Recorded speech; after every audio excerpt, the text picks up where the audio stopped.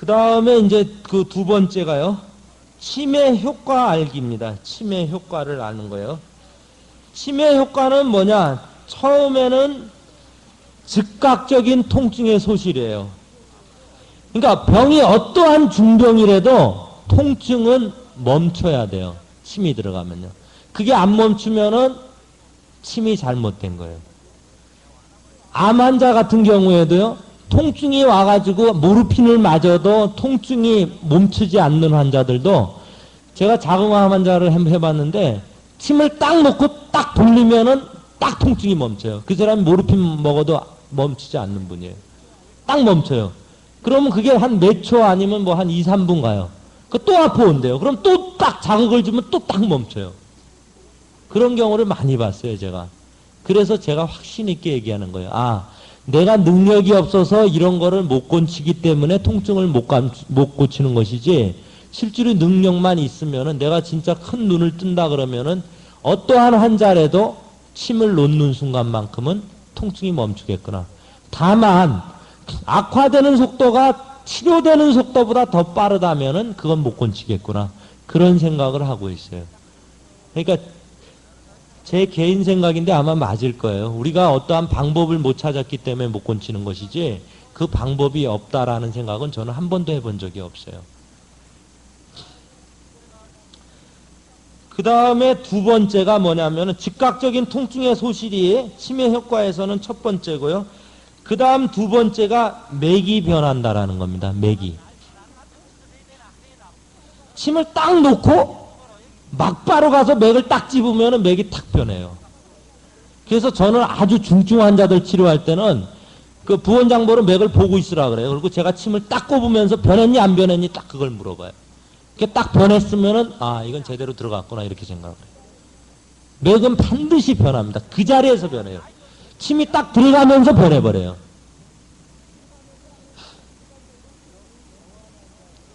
일반적으로 병이 경한 환자들은 통증이 먼저 없어져요. 통증이. 근데 병이 중한 환자들은 통증이 먼저 없어지질 않고 맥이 먼저 변해요. 그런 차이가 있어요.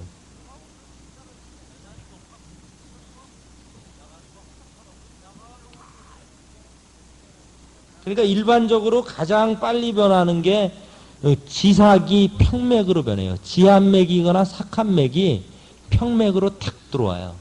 그러니까 내가 맥에 대해서 전혀 모른다. 이런 분들도 내일부터 가셔서 맥을 만져보시고 침을 딱 놓으면은 맥이 지한맥이 탁 평맥으로 빨라지면서 평맥으로 오거나 sak한맥. 효과가 얼마나 갑니까? 이렇게 얘기를 해요. 유치며.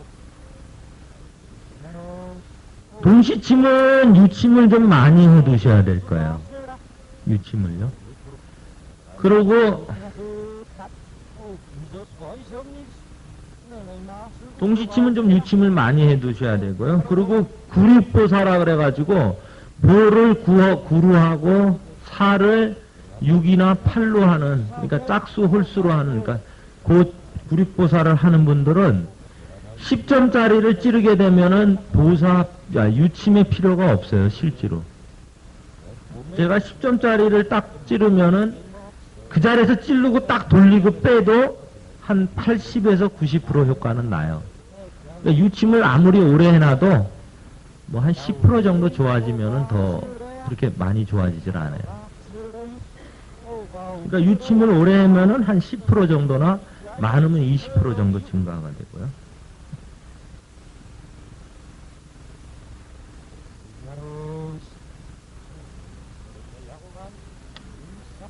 다만 이 사할 때는 구멍을 열어두고 보할 때는 구멍을 막으라는 얘기는 제가 볼 때 아마 좀 필요할 것 같아요, 느낌에. 그러니까 여러분들이 이게 사냐 보냐 봐서 그냥 간단하게 그냥 이렇게 손만 갖다 딱 대주고 뺄 때 탁 대주고 안 대주고 그런 식으로 하시는 거는 좋을 것 같아요.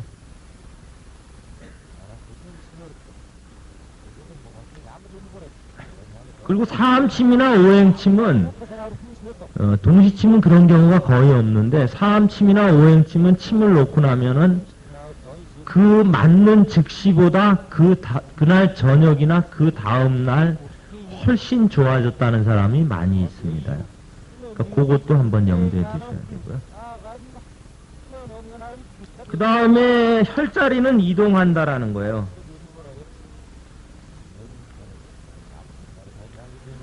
이 원장님들 중에서 어떤 분들이 있냐면은 어저께 내가 족삼리를 딱 찔렀더니 그 환자가 그 다음에 와가지고 원장님 그 침 맞고 끝내줬어요. 그러니까 그래요? 그리고 그 침론 자리 구멍을 흔적이 있지 않습니까? 그걸 딱 잡아가지고 거기다가 팍 찔러버려요.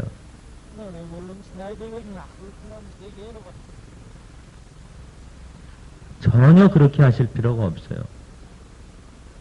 혈자리는 이동하기 때문에 어저께 침을 맞고 효과가 좋았던 혈은 오늘 보면은 혈자리는 완전히 이동해 있어요. 그러니까 근처에 있는 게 아니라 완전히 이동해 있어요. 그러니까 도리어 거기서 찾으면 안 된다라는 거예요. 그러니까 혈자리는 항상 어떠한 원칙, 아까 이제 다음에 얘기하는 골도법이 있어요. 그 원칙에 입각해서 그거를 항상 잡으라는 거예요. 어저께 침을 놓은 자리는 아무 의미가 없다라는 거죠.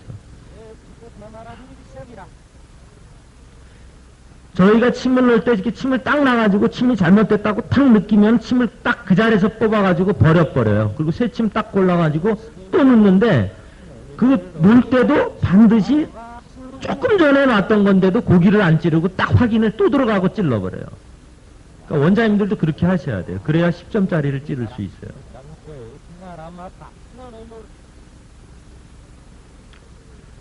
그리고 이 곡천하고 음곡을 잡을 때, 이 무릎을 구부리라 그러지 않습니까? 근데 제가 이렇게 해보니까 저는 다 피고 해요.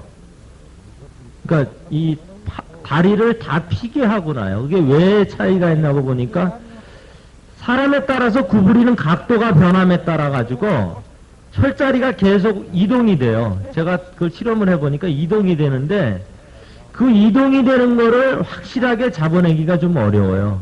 그래가지고 도리어 다리 쪽은 완전히 핍니다요. 그러니까 반드시 누운 상태에서 잡으니까 그런 식으로 잡으니까 제가 잡든 어떤 원장이 잡든 동일한 혈자리들을 많이 잡더라고요. 그러니까 여러분들이 내가 곡천이나 음곡을 확실하게 잡을 자신이 있는 분들은 그렇게 잡으시면 되고요. 만약 그렇지 않으면은 제가 하라는 식으로 한번 해보시고 나서 그게 좋으면 그걸 따라오시고 만약에 아니면은 옛날식으로 가시면 될 거예요.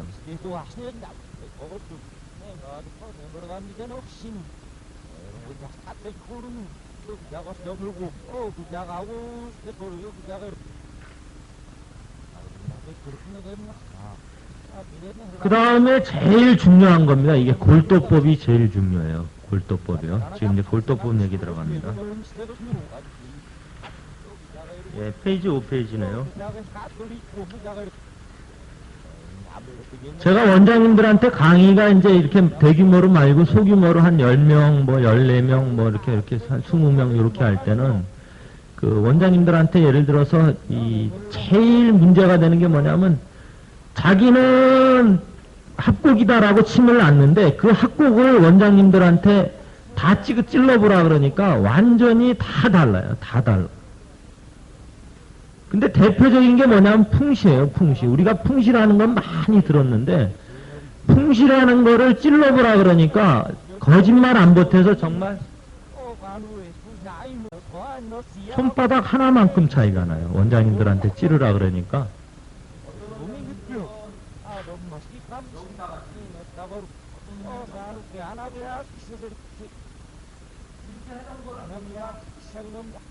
손바닥 크기만 정확하게 차이가 그러면 저기서 다 맞대요. 다 맞대. 내가 찌른 게 다 맞대. 그럼 우리가 저거를 어떻게 확인하냐는 거예요.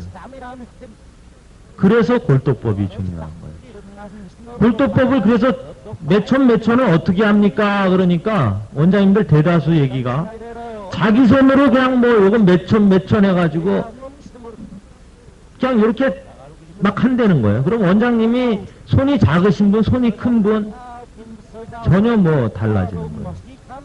환자가 다리가 기는지 긴 분도 있고, 예를 들면 넓적다리 풍시에놔도 넓적다리가 굵은 분이 있고 얇은 분이 있어요.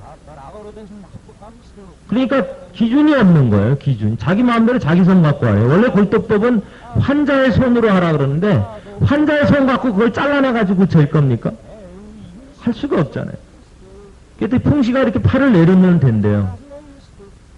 그 어떤 분은 팔이 긴 분도 있고 작은 분도 있고 그런데 그거 차이도 확실하게는 제가 볼 때 구별하기가 어려운 것 같더라고요. 그래서 제가 생각해낸 게 뭐냐면 골도법을 분할법으로 보는 거예요. 분할법으로 보는 겁니다. 여러분들이 저희 한의원에 오면은 옛날에 제가 침 놓을 때는 저희 한의원에 한 국민학교 그러니까 한 5, 6세까지 되는 애들이 하루에 적어도 아주 안 오는 날이 5명, 많이 오면 한 15명 와요. 그럼 여러분들이 꼬맹이한테 풍시를 놓으려고 그러면 그거 어떻게 놓습니까? 자기 손으로 어떻게 해요? 놓을 수가 없어요. 그러니까 백인이 와가지고 그 침대 베드웨이보다 더 높은 한 1m 90 되는 사람이 오면은 자기가 할 방법이 없더라고요. 그래서 이제 결국은 뭐냐면 골도법으로 하게 되면은 키가 크든 작든 그 사람이 꼬맹이가 돼가지고 어리든 나이든 성인이든 관련이 없어요. 분할만 하면 돼요. 분할만. 정확하게 분할만 해가지고 어디서 어디까지는 13촌인데 예를 들면 그 13촌이라는 거를 어떻게 생각하냐면 열세 등분을 하라 이 얘기예요. 열세 등분을 해가지고 밑에서부터 13분의 3이다. 그러니까 우리가 무릎 안쪽을 기준으로 잡았을 때 무릎 안쪽을 기준으로 잡게 되면은 보입니까 거기에? 여기서부터 여기까지가 13촌이다 이렇게 경혈학 책에 나와 있으면은 그걸 13등분을 하는 거예요. 그래가지고 삼음교는 13등분의 밑에서 3이다. 그렇게 해가지고 그거를 재는 겁니다. 어떤 원장님은 자갖고 잰다고도 그래요. 근데 그거는 제가 볼 때는 손으로 하는 방법이 제일 정확한 것 같아요. 그러니까 제일 정확한 게 아니라 간편한 것 같아요. 그래서 어떤 식으로 하면은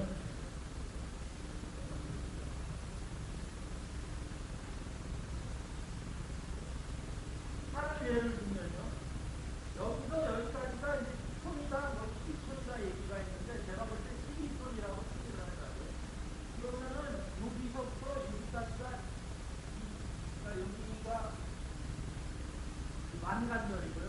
여기가 주관절이라고 대답해요. 이게 완간절이고, 이게 주관절이라고 대답합니다. 여기에서 여기까지는 12등분을 하는 거예요. 그래서 바로 할 수가 없잖아요.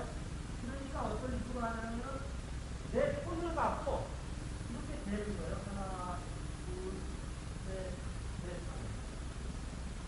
그래 어떤 식으로 어디를 기준으로 하냐면 자기 손에 첫 번째 거꾸는 이 부분을 기준으로 해가지고 재는 거예요. 하나, 둘, 셋, 넷.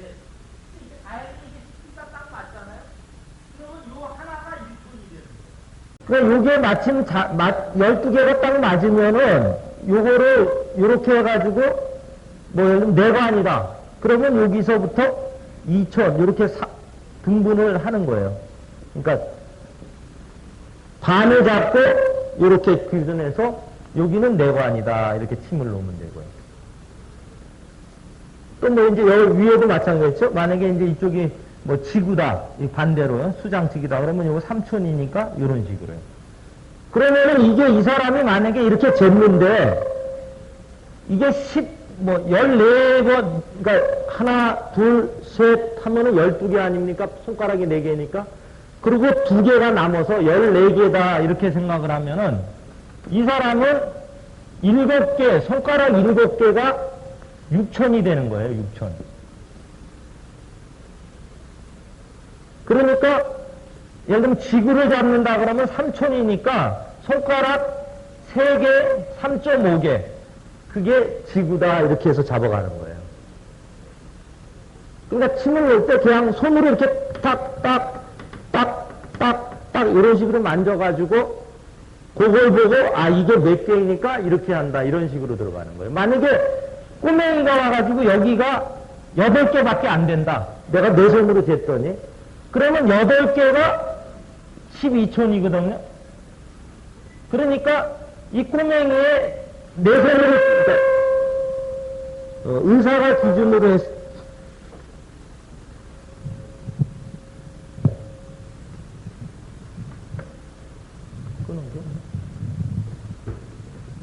끄는 게 있어요? 의사가 기준으로 했을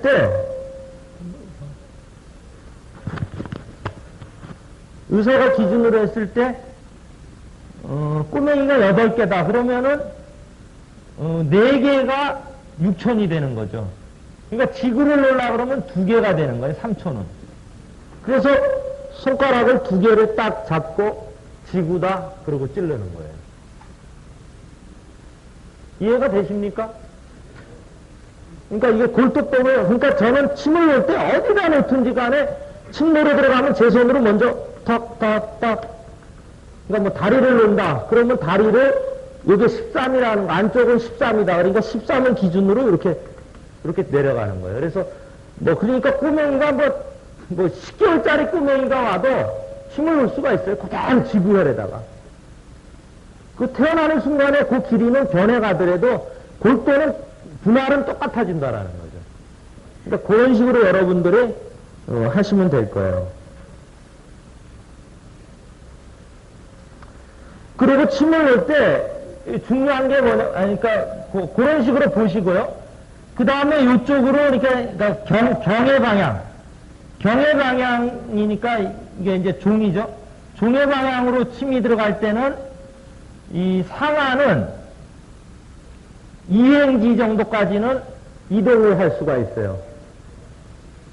그러니까 내가 침을 놓으려고 그러는데 이 부분이 골도법상으로 혈자리다라고 가정을 했을 때 그 혈자리가 되는 골도법의 기준을 중심으로 그걸 가운데서 여기다가 딱 넣었을 때 위로 한 손가락, 아래로 한 손가락은 혈자리가 나오면은 거기를 찔러야 돼요. 그러니까 위치가 대략 완벽하게 잡히더라도 혈자리가 한 행지 이내에서 아래 위로 한 행지 이내에서 움직일 때는 거기를 찔러줘야 되고요. 그 다음에 좌우로 그러니까 라게 방향으로 갈 때는 반행지 정도요. 이 반행지 정도를 기준으로 왔다 갔다 할 수 있다라는 거죠. 그러니까 그 심포경 같은 경우를 예를 들 때 심포경이 이제 삼지에서 갈 때 이쪽에서 좌우로 갈 때 조금씩의 오차는 있을 수 있다라는 거예요. 근데 이쪽의 오차는 크면은 안 되고 좌우의 오차는 그게 한 행지 안에 들어가야 되고 이 길이의 이쪽의 오차는 2행지까지는 가능하다라는 거죠. 제가 침을 해보니까 그래요. 그 정도까지는 효과가 납니다요. 그러니까 반드시 이쪽으로는 정 가운데 골도법상으로 혈자리가 나오는 기준을 잡아서 한 행지, 아래 위로는 2행지, 그 정도까지는 충분히 가능하다는 겁니다.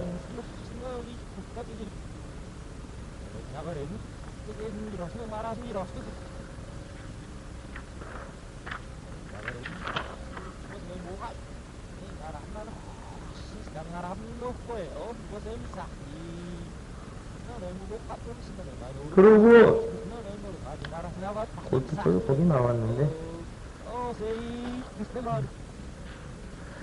팔에 있어가지고는 안쪽이든 바깥쪽이든 제가 말하는 게 틀릴 수도 있어요. 제가 보는 기준으로 얘기한 거기 때문에 이 골도법에 대한 책을 보면 여러 가지가 하도 많이 설들도 있고 그래가지고 확실하지는 않아요. 그러니까 제가 말하는 거는 제가 침을 놓을 때 그런 식으로 놨다라는 얘기니까 그렇게 생각하시면 될 거예요.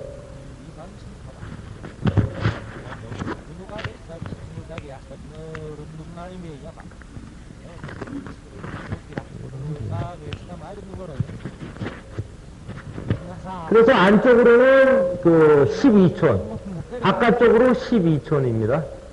그러니까 제가 생각하는 거를 말씀드리는 거예요. 안쪽으로 12촌, 바깥쪽으로 12촌. 그리고 여기서 이쪽 어깨까지 똑같이 12촌. 안쪽이든 바깥쪽이든 어깨까지 견봉까지는 12촌이고요. 여기 저기 뭐야 요 팔 안쪽에 이렇게 꺾이는 부분 있잖아요. 거기나 바깥쪽에 꺾이는 부분까지는 9촌 밑에서부터요. 그렇게 생각을 합니다요. 그러니까 제가 강의할 때 몇 촌 이러는 거는 요걸 기준으로 하는 거다라고 생각하시면 되고, 정확하게 그것이 맞는지 안 맞는지 아니면 그거는 자기 개인 각자가 생각을 해주시면 돼요. 그리고 다리로 봤을 때는 그 뇌과첨이나 뇌과첨에서 이 뼈 있는 데까지, 그러니까 저기 음릉천을 지나서 뼈 있는 데까지는 13촌. 그리고 위경 쪽으로 갈 때도 13촌.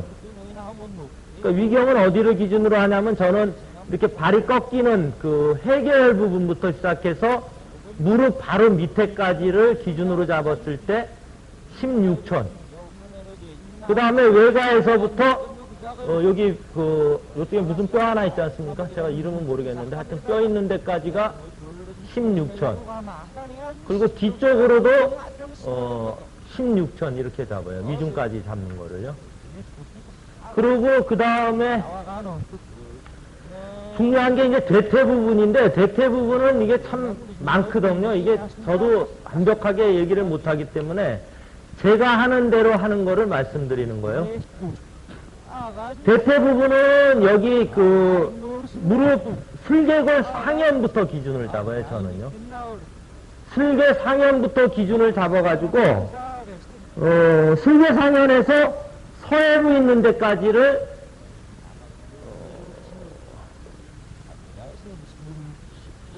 16천으로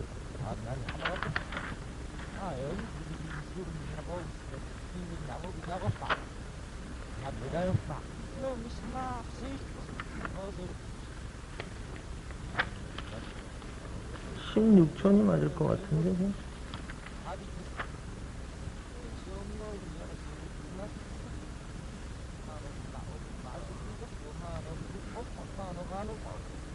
네, 16촌이 맞을 거예요. 근데 그거는 제가 그 명확 기준 잡을 때 그런데 16촌으로 보고요. 그 다음에 기준이 뭐냐면은 이 곡골을 이렇게 다 알지 않습니까? 곡골을 이렇게 눌러가지고 뼈가 나오는 점이 있어요. 그러니까 뼈가 이렇게 움푹 들어가는 부분, 거기를 무조건 수평으로 그어버려요, 저는요. 그러니까 제가 하는 법을 말씀드리는 거예요. 이게 원론이다라는 얘기가 아니라 이거는 제가 하는 법을 말씀드리는 거예요. 그래서 뭐 여기 이 고관절을 찾고 이러니까 고관절 찾기가 생각보다 쉽지 않아요. 이렇게 누워가지고 이렇게 있으면 그거 잡으려니까 힘들더라고요. 그래가지고 이 곡골 위에 딱 끊어지는 부분을 수평으로 그어가지고 거기서부터 시작해서 슬개 상현까지를 18촌으로 잡습니다. 그러니까 위경상으로도 마찬가지고 담경상으로도 마찬가지예요. 그렇게 해서 18촌을 잡아가지고 거기에 정 가운데를 끊어가지고 거기에 이제 통간, 통천할 때 통산이 있고, 그 다음에 풍시가 거기, 그러니까 정 가운데서 2촌 밑이 풍시다. 그렇게 계산을 해요. 일반적으로 볼 때요. 그러니까 통간이 그 정가운데서 9촌, 정가운데가 9촌이니까 거기서 2촌 밑으로 가면은 그게 이제 통간, 통산, 통천할 때 통간하고, 그 다음에 사마, 상중하 있어요. 사마라는 혈이 있어요. 사마. 그럴 때, 맨 밑에가 하죠? 상중하에서 그러면 하하고 똑같습니다. 그리고 이제 풍시에서, 풍시가 그 7촌이니까 그렇게 잡고. 그러니까 그렇게 해서 골독법을 잡으니까 여러분들이 기준 잡을 때, 근데 그렇게 보고 제가 그걸 위치를 잡아가지고 치열을 해서 침을 놓으니까 거의 다 정확해요. 그러니까 그런 식으로 여러분들도 하시는 방향으로 하시면 될 거예요.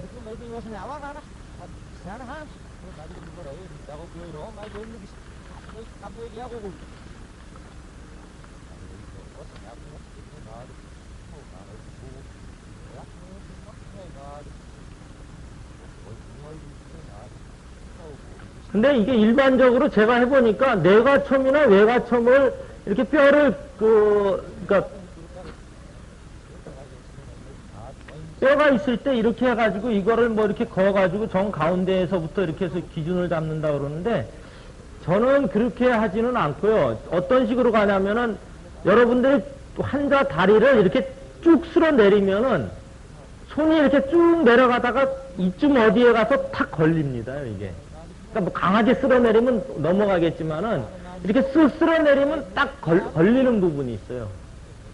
그러니까 인체가 사람 따라 달라요. 다른데 그 사람에 맞는 거는 가장 그게 적합한 것 같다 이런 생각이 들어가지고 이렇게 쭉 내려가지고 탁 걸리는 부분이 있으면은 손이 저절로 이렇게 멈춰요. 이렇게 여러분들이 자꾸 해보시면은 쭉 가다가 탁 걸리는 부분이 있어요. 어떤 사람은 그게 밑으로 탁 파여가지고 더 내려가는 사람이 있고 어떤 사람은 융기가 돼가지고 조금 이렇게 적게 가는 부분이 있는데 그것도 마찬가지로 다 걸린다고. 여러분 그 사람에 맞춰서 걸리는 부분을 기준으로 해가지고 그렇게 잡아요. 그러니까 외과첨, 내과첨하고 특히 이 해계 같은 부분을 잡을 때도 그런 식으로 손으로 이렇게 쭉 내려가서 탁 걸리는 부분에서 이제 그걸 잡아요. 물론 이제 발목을 왔다 갔다 하면은 그게 나오겠지만은 그런 식으로 해도 그냥 편안합니다.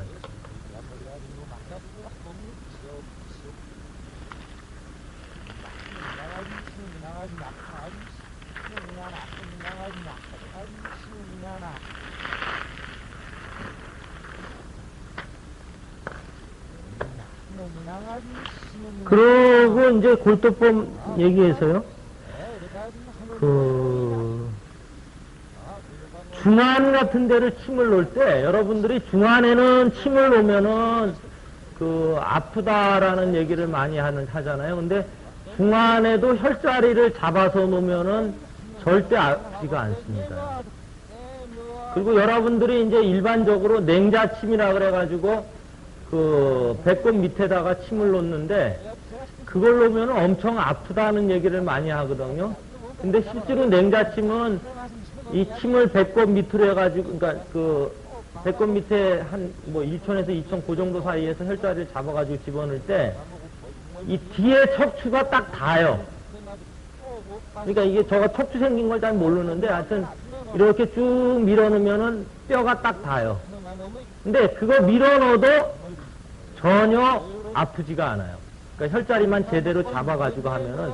근데 그것도 기준을 잡을 때, 배 잡을 때도 이 배를, 그러니까 배꼽 밑에서 곡골까지를 5등분을 해가지고 그런 식으로 잡아나가거든요.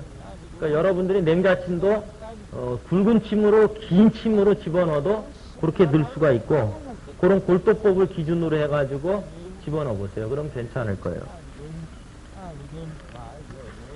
그리고 환도 여러분들이 많이 쓰잖아요. 환도.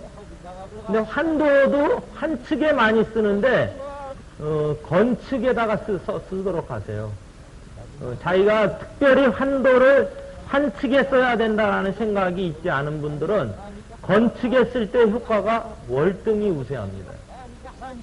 환측에 효과가 나는 분들이 10%도 잘 안 돼요. 그러니까 환도 얘기할 때 어떤 분들, 이거는 제가 그분들 비난하는 게 아니라 저도 잘 모르는 내용인데 그분이 얘기할 때 환도에는 붉은 침으로 아주 길게 해가지고 푹 찔르면은 막 저리저리 하면서 그것이 싹 풀린다 이런 얘기를 많이 들었어요, 저도요. 그래서 저도 한번 얼마나 막 저리저리한가 해가지고 막 해보기도 했는데 저리저리하고 풀리기는 풀리더라고요. 근데 건측에다가 놓으면은 저리저리한 거 하나도 없이 그냥 저절로 풀려버려요. 그러니까 건측에 놓을 수 있으면 그것도 해보시고 마찬가지로 환도도 하면은 안 아파야 됩니다. 그 다음에 여러분들이 사암침에 보면 사암침구 정전이나 사암침구 요결에 보면은 보사법이 나오는데 요 보사법 모르시는 분 있습니까? 구륙보사법이나 오전오후 남자 여자 이거 모르는 분 한번 손 들어보세요. 아, 의외로 많네요.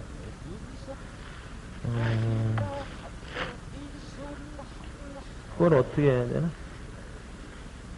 그 사암친구 요결에도 나오고요. 사암친구 정전에도 나옵니다. 그 보사하는 방법이 나오거든요. 그래서 그게 남자, 뭐, 거기에 보면은 남자, 뭐, 오전, 남자 오후, 이렇게 해가지고, 남자 오전과 여자 오후가 똑같은 식으로 해가지고 나와요. 그러니까 그걸 한번 보세요. 요 사암친구 요결에도 나옵니다.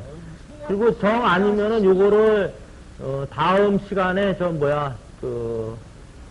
저 신문사에서 한번 마련해가지고 다 돌려주세요, 요거를. 예. 그래서 보사를 할 때 있어가지고 이 완골 같은 경우에 이제 그 구하나사에 완골을 자해가지고 보사를 할 때 돌리거든요. 근데 그럴 때 이 머리 쪽은 어떻게 합니까? 이런 얘기를 질문을 많이 받는데, 머리 쪽이 예를 들면 족소양 담경이면은 우족 양경이다 이렇게 보시면 돼요. 그러니까 이게 머리 쪽에 있더라도 우족 담경이다 이렇게 보시면 돼요. 오른쪽에 만약에 여기에다 놓는다 그러면 우족 담경. 그러니까 좌족 우족에 따라서 또 바뀌고, 그런데 우족 담경이다 이렇게 생각을 하시면 되고요. 잘 모르시는 분은 아마 나중에 이거 받아보시면 뭔 말을 하는지 알 거예요.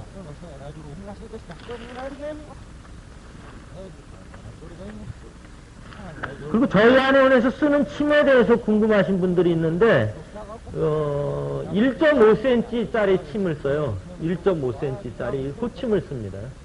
뭐, 아까도 어느 분이 전화가 와가지고, 원장님네 호침은 뭐 특수 주문한 겁니까? 이러는데, 저희 한의원은 제일 싼 거 써요. 무조건 제일 싼 거 갖고 오라 그래요. 그냥, 근데 뭐, 비싼 거가 더 좋겠죠. 앞에가 좀 더 부드러우니까. 근데, 1.5cm짜리 침을 갖고는 어디에다가 쓰냐면 정혈에다가 씁니다. 그러니까 정혈은 1.5cm짜리 호침을 꼽아놓고 돌리는 거예요. 구륙보사로요. 근데 이 구륙보사가 너무너무 중요한 거예요. 영수보사보다 이 구륙보사가 3배 내지 5배 정도 파워가 있어요. 그리고 이 구륙보사를 할 때는 사자를 하지 말고 직자를 해주세요. 그러니까 자기가 웬만큼 돌리는 실력이 있지 않으면은 사자를 하고 돌리게 되면은 죽습니다. 죽어 그냥. 그러니까 직자를 하고 돌려주시고요. 그리고 12시에서 12시 반 사이에는 침을 돌리지 마시고 그냥 동시침을 사용을 하세요.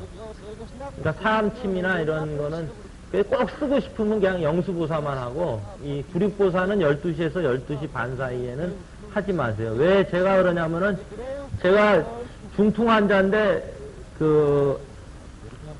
참 가슴 아픈 일입니다만은, 전남대병원인가에 중풍 환자가 우리 한의원에서 치료받던 환자인데, 전남대병원에 이제 고향에 내려갔다가 중풍이 터져가지고 전남대병원으로 갔다가 그 환자분이 하루 만에 이제 저희 한의원에서 치료를 받겠다고 그 앰뷸런스를 타고 올라왔어요. 그래가지고 제가 침을 놨는데 한 2주 정도까지 침 놓고 상당히 좋아졌는데 그때가 한 12시 한 10분이나 20분 사이였거든요.